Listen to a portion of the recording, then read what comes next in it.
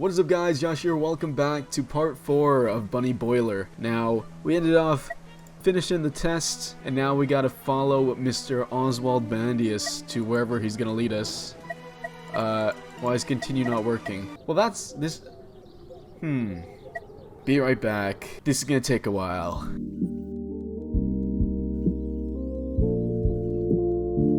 Okay, we're back. It didn't actually take as long as I thought it was going to, but we're actually gonna start here because we're gonna, you know, do the other thing that I was saying where we take our clothes off maybe. But yeah, I need a uniform. First of all, she says you'll have to get out of your clothes. Remove suit.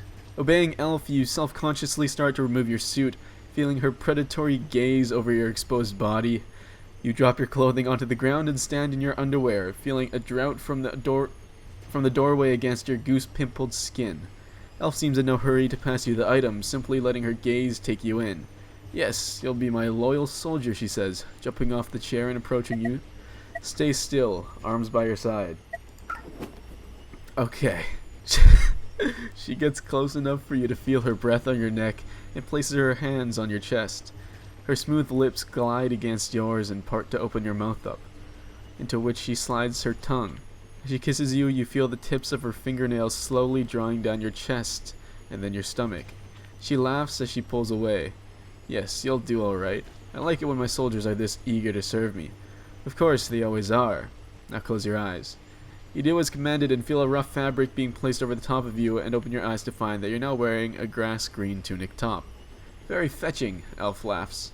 I'm sure I'll see you later, she says with a wink as she walks out through the back entrance. So I don't know if that makes a difference, but now we are on her good side, right? And yeah, I guess we go back to the pub now. I don't think greatness fits. I thought it might fit. Alright, we're back. And we've done the quiz. I never bothered to check what would happen if we failed it. I just assumed that we die and we are injected with the drug, right? So we're just gonna follow Oswald now. You're led into the night through a fire door, and the noise as the luxury car's door opens only emphasizes the silence. A capped flunky tips his hat to Ozzy and ignores you completely as you clamber into the back seat beside Daisy. Miss Fluffington will be happy to fill you in with any questions you have, says Ozzy. As the engine starts, yes, very happy, sire, Daisy hisses. Where are we going? We are returning to Bunny Hill Castle, but not for rest. Certain arrangements need to be made before sunrise, which, of course, will be the perfect time to pounce. Where are my friends? Friends are being escorted to the castle by Robert. He will ensure they are kept comfortable in Ostrathe's room, under lock and key, of course. I understand you went snooping in there, against orders. Ostrathe went snooping too, and she learned the error of her ways. You turned your own daughter into a zombie, you blurt out. Oswald shuts his eyes and for once struggles to get the words out. Daisy assists. That'll be a cakewalk compared to what we'll do to your friends if you cross us. How much is one life worth when looked at over centuries, over millennia? Oswald's voice seems a little more brittle. Would you go back and stop Stonehenge to save a few laborers from getting tired? A century from now, we will all return to the earth. Our deeds and achievements will live on. Okay, a little bit extreme. I could just leave the car? Okay, well, we're definitely trying that. Ask about the drugs. You said you were going to overwhelm the modern world with drugs, you say. What did you mean? Do you know what a wyvern is? Asks Ozzy. It's a magnificent beast of yore, like a dragon, and a traditional Mercian emblem.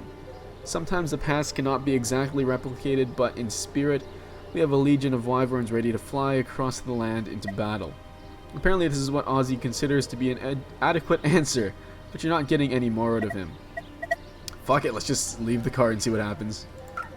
You wait until the car slows to make a turn to take your opportunity, grabbing the door handle, and nothing happens.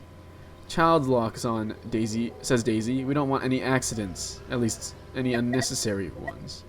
Okay, so we can't just jump out of the car and probably die. Let's enjoy the journey until we get back to the castle. Bunny Hill, and its newly resident castle emerges as you turn a corner and climb a road. Wish I'd known about this road before, you say. Would have saved my shoes from falling apart. Oswald and Daisy look at you, but neither are keen to share your amusement. Stop, says Ozzy. Get out. You follow his gaze to see the direwolves, Fang and Cerberus, lying in a pool of blood, which glistens black in the dark and streams from what used to be their throats. The car door opens and, with a surprising pace, Ozzy, Daisy, and the flunky all sprint towards the castle, which is only yards away.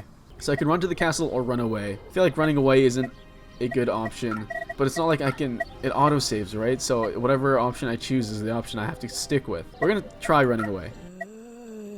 Okay, bless. Okay, we die. Okay, that's what I wanted, to be honest. In a blind panic, you hurtle down the hill as fast as you can, but not fast enough. You don't even see the thing that picks you up like a rag doll, slams you onto the tarmac, and sinks its teeth into you. But it wouldn't have helped if you had. You die. Okay. Yeah, let's try this again. Run to the castle. Oh my god, he's here again. Or she's here again. Oh, I'm so sorry. I hope this hasn't stopped recording for that long. Following the others, you run headfirst into the castle door as it slams shut on you. The sound of a click and the slamming of bolts make it clear that you're very much on your own now. Or maybe not. As a snarling figure of Ostrathe comes into view.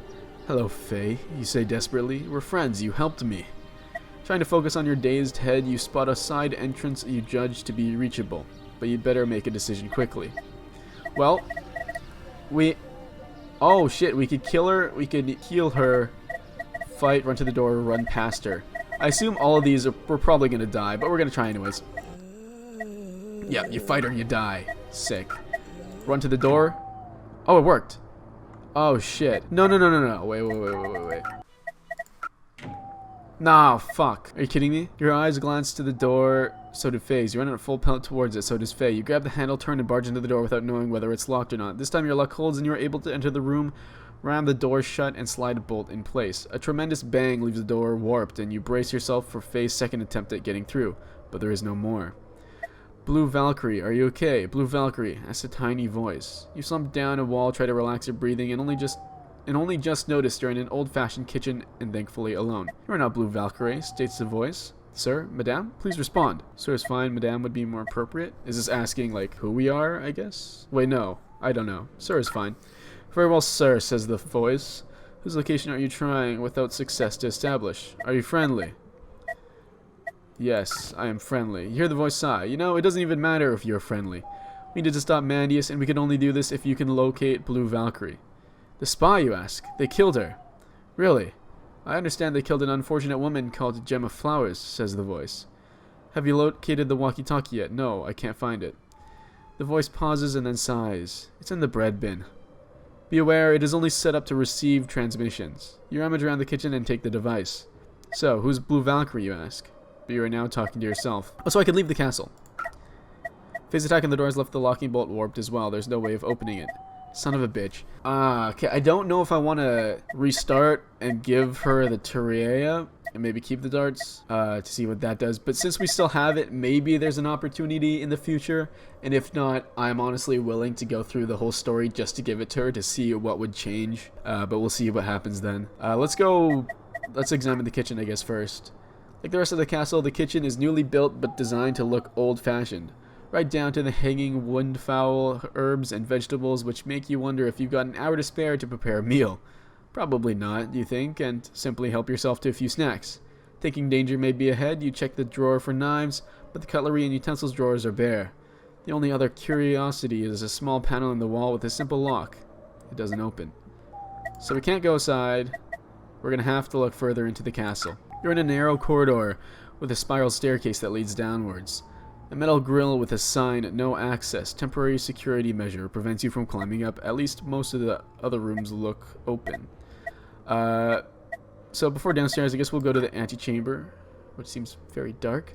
The door to the antechamber is locked, but there's a letterbox slot sized opening at eye level, which you slide back. The night from the open front door is your only light source, and it takes some adjustment for you to notice the moving silhouette shuffling around the room. Picking open drawers and then using a pin beam of light to read documents. You take an educated guess at who the shady figure is. So we could possibly die from this, but we're going to say, hello, Blue Valkyrie.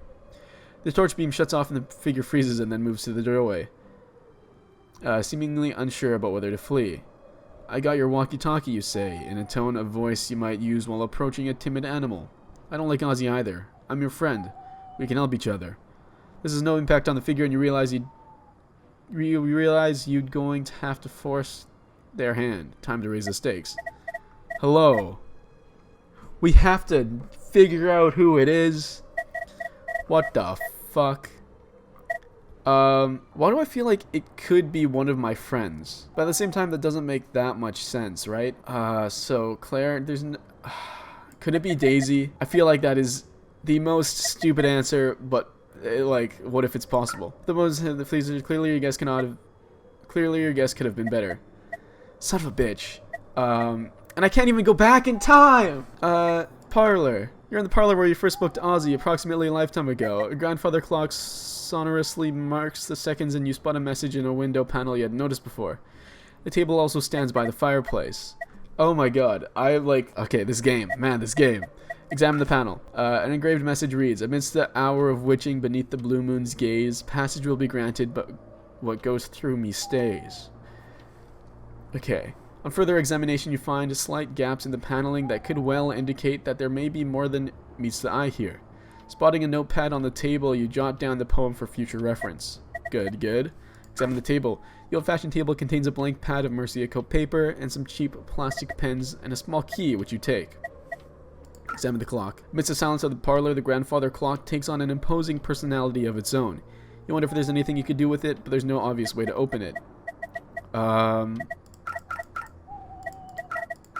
Okay, so we can't really use any of those for it. We've already examined the panel and the table, so we'll leave. We'll go back to the kitchen maybe first. So we could use the key on that, whatever the small panel was, right? You open the panel, which reveals an open section in the wall less than a foot across. It's far too small to enter, and several small ropes hang down from the floor above the one below. It takes you a few moments to realize that it's the passage for a dumbwaiter. Another moment, and you hear voices coming from above. So does this count as a win or not? Dave, I don't care. I've got to record it for a scrapbook. We're on a 6.67 win percentage. This would move us up to 12.5. Dave, have you ever had to remove a glass bottle from your rectum before? Was that a fucking threat? What the fuck? Guys, you blurt out, and your companion's bickering turns to delight. So glad you're okay, says Claire. Where are you? You relay the recent events to the horror of your friends. What happened? Where are you? Can you help me leave kitchen? We have the moon poem, but I don't know what that's going to help us with. You'll tell your friends about what you found in the parlor and read the poem out. Interesting, says Dave. At least this sounds like a real quiz question at last, and none of this which hero I've just made up defeated the vampires at Lanker kind of toss. He really likes his secret passages, says Claire. There's probably something Freudian going on here. Let's break this down, says Dave. The hour of witching probably means the witching hour. That's usually midnight. Blue moon has several meanings, but the most common is a second full moon in a calendar month. No idea when we last had one of those, though. So I need to find a calendar or something that would help us find that, right? So midnight would mean the clock, right? So at midnight on the second full moon, a passage will open, but what goes through me stays. I don't understand that last part. What happened, I guess? Rob and that hot barmaid drove us here, says Claire. Give us a choice, too, continues Dave. Either come with us or we'll blow your heads off. It's always nice to have a choice. Then we were marched into the castle along with that Len guy, who's also kind of cute. Then Elf made us change into more appropriate attire. I've seen your Willie, sings Claire. That's great, Claire, you interrupt. Anyway, we're up here. I don't know where Len is. What if I just say this again? No, it just does the same thing. Okay, where are you? We're locked in someone's bedroom on the first floor, says Dave. Who's you, ask? Or Ostrathi? Says on the door. Ostrathay, you're correct. She's a zombie, isn't she, asks Claire. Wouldn't want to run into her on a dark night. You're not wrong, you say. You're not wrong there, you say, with feeling. Can you help me? Let me explain the situation, says Dave in his most condescending tone of voice. We are locked in someone's bedroom, just like we're doing The Hobbit for a school play. How much help are you expecting exactly? I don't know, Bilbo, you reply. Can you think of anything? No need to be like that, babe, says Claire. If you find anything we can help with, then show us and we can do our best. So that was a moon poem, basically. So that's all there. Nothing in the antechamber. I kind of wish we got the guess right. I wonder if there's something that kind of gave it away, who it was. Maybe it was more obvious, like it was Tezzy or something, right? But I don't know. So I guess we go downstairs. The walkie-talkie's ringing. The subterranean laboratory is exactly as welcoming as you remember it. Maybe even less so now. As someone removed the computer and the only feature it seems to be the locked glass cabinet. At least there's no moaning from the cells this time. You think, but a quiet bang from that direction puts you on alert. You almost jump from a sensation against your thigh and then realize it's the walkie-talkie vibrating. Let's check the cabinet. You check the glass cabinet, behind which lies a strange vials and an unpleasant-looking metallic objects, which you hope have a medical purpose. Holy. A grill prevents you smashing straight through, but there is a 4-digit lock with a message underneath. Read the message. Oh, of course, okay. The message is written on diary paper. Hello, my good pharmacological friends. I changed the code to simplicity. Easy for us, but not for Mr. Layman. If he is erroneous, cabinet thinks intruder and locks down. Okay. First digit, friend rank. Second digit, Medjugorje. Third digit, sleep drink. Fourth digit, Tyrea. 1 aggression, 2 antidote, 3 catatonia, 4 narcotic. So if one cogitates that friend drink and Medjugorje cause catatonia, but sleep drink and Tyrea cause aggression, then put 3311, but you would be the silly.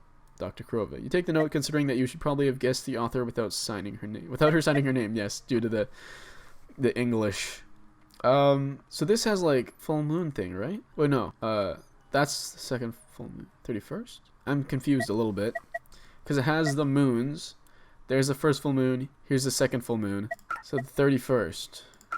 Right? So on the 31st is that. So what goes through me stays. It sounds something like once you enter, you can't leave, right? I think we're going to have to figure this out in the next episode.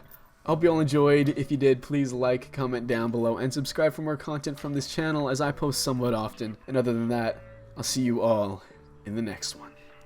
Josh out.